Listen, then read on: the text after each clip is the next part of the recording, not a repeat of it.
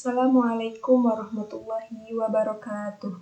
Perkenalkan, nama saya Afida Fathia dengan NIM 2481010198, semester 4 PAIC. Salah satu peristiwa besar dalam sejarah dunia Islam dan Kristen, yaitu Perang Salib. Perang Salib merupakan rangkaian peperangan yang berlangsung hampir 2 abad, tepatnya dari tahun 1096 sampai 1291 Masehi.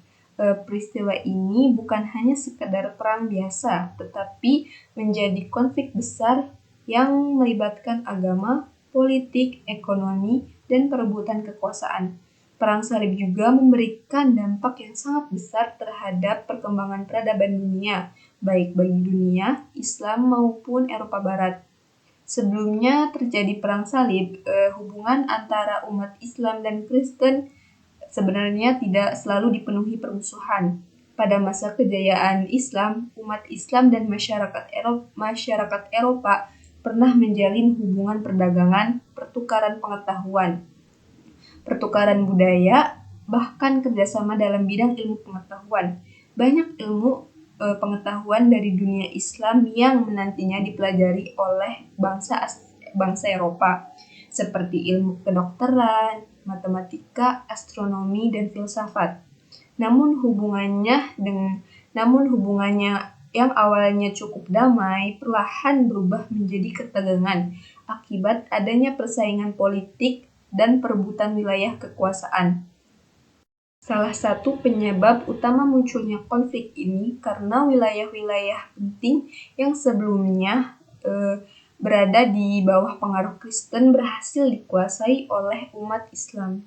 Selain itu juga, kota Yerusalem menjadi pusat perhatian karena kota ini dianggap suci oleh 3 agama besar seperti Islam, Kristen, dan Yahudi.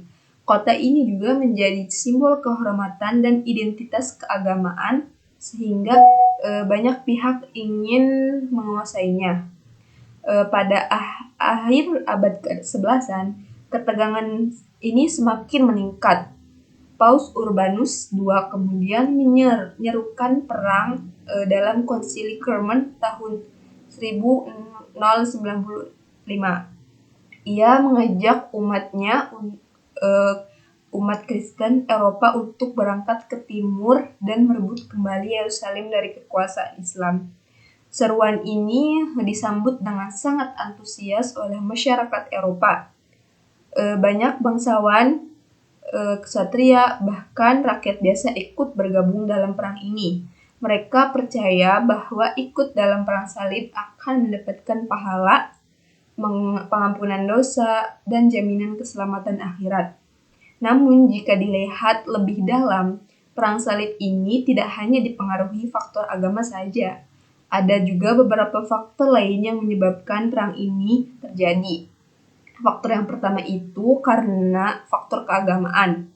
Umat Kristen merasa bahwa akses mereka untuk berziarah ke Yerusalem terganggu, sehingga muncul semangat untuk merebut kota Yerusalem. Gereja juga menggunakan isu agama untuk membangkitkan semangat perang masyarakat Eropa. Faktor yang kedua ada faktor politik. Pada saat itu, Kekaisaran Bizantium mengalami tekanan dari Turki Seljuk dan meminta bantuan kepada Paus di Roma. Bagi Paus Urbanus II, kondisi ini menjadi kesempatan untuk memperluas pengaruh politik gereja di wilayah timur. Selain itu juga banyak kerajaan Eropa juga ingin memperluas wilayah kekuasaannya melalui perang ini. Faktor yang ketiga ada faktor ekonomi. Wilayah Timur Tengah ini menjadi pusat perdagangan dunia yang sangat strategis.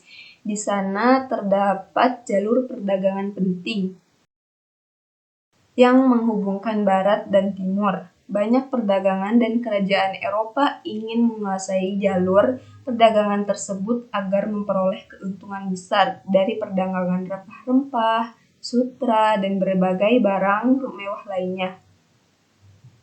Perang Salib pertama dimulai pada tahun 1096.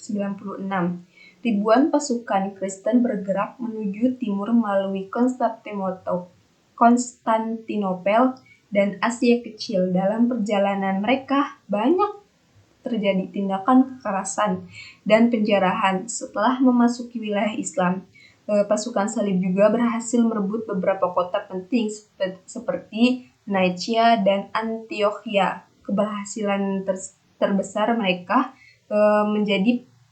terjadi pada tahun 1099 ketika Yerusalem berhasil direbut setelah pengepungan selama sekitar 1 bulan. Namun kemenangan tersebut diiringi dengan tragedi besar. Banyak penduduk kota, baik Muslim, Yahudi maupun sebagian Kristen Timur, menjadi korban pembantaian. Peristiwa ini menjadi salah satu tragedi paling kelam dalam sejarah Perang Salib. Setelah menguasai Yerusalem, pasukan salib mendirikan kerajaan-kerajaan Latin di beberapa wilayah Timur Tengah untuk memperkuat kekuasaan mereka. Meskipun pada awalnya pasukan salib berhasil meraih kemenangan, dunia Islam mulai bangkit pada pertengahan abad ke-12.